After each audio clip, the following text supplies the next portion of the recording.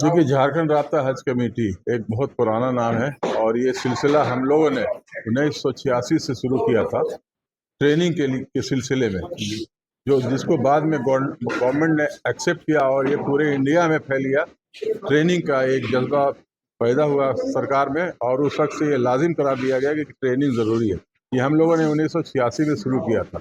अल्हम्दुलिल्लाह इस बार जो आज़मीन हज हैं, हज में जाने वाले हैं, उसको उनके लिए मैं दुआ करता हूँ कि वो जाएं।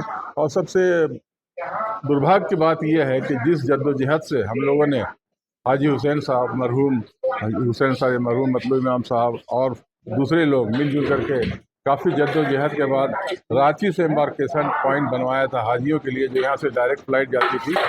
लेकिन इस बार की कमेटी के लोग, मेरे ख्याल से ऐसे लोगों को कमेटी में लिया गया जो जानकार नहीं है, वैसों को ले लिया गया जो इसमें पिछले रह गए। और यह हमारा आज का फ्लाइट झारखंड रांची से उड़ान भरने के बजाय कलकत्ता से कर दिया गया। ये कहीं ना कहीं कमज़ोरी रही है कमेटी के लोगों को, जिसके वजह से इस फ्लाइट से हम लोग वंचित रह गए। हम आने वाले साल में ये हम भी कोशिश करेंगे और लोगों से दरख्वास्त करेंगे, सरकार से मुतालबा करेंगे, चाहे वो केंद्रीय सरकार हो या झारखंड की सरकार हो, कि रांची एम्बार्केशन पॉइंट को फिर से शुरू किया जाए। इंशाल्लाह इसमें हम कामयाब होंगे। ऐसा है कि हर साल हर वर्ष, आप लोग भी जानते हैं, सारे रांची वाले जानते हैं कि झारखंड राब्ता हज कमेटी एक ट्रेनिंग या इस्तकबालिया रखी है कैंप, और दुआओं का एहतमाम होता है। अफसोस इस बात का है कि रांची से हम लोगों ने और भी हमारे भाइयों ने हमारे साथ, हम हाजी मुख्तार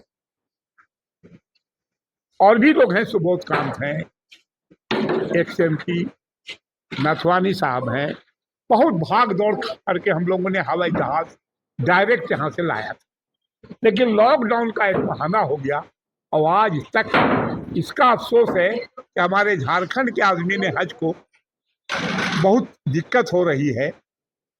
हम हुकूमत, अपनी हुकूमत हेमंत सोरेन जी से अनुरोध है उनसे कि वो इसमें सामने आए और दिल्ली में जो लोग हैं बैठे हुए, उनसे उनकी बात हो और यहाँ से जहाज स्टार्ट हो।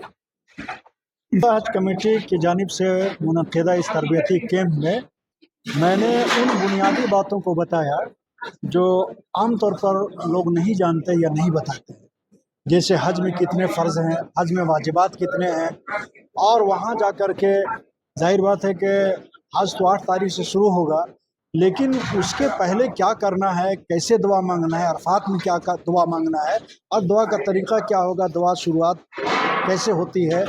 इसी तरीके से मकामात मुक़द्दसा की ज़ियारत करनी है और इस तरीके पर हज करना है जिस तरीके पर अल्लाह और अल्लाह के रसूल ने बताया है।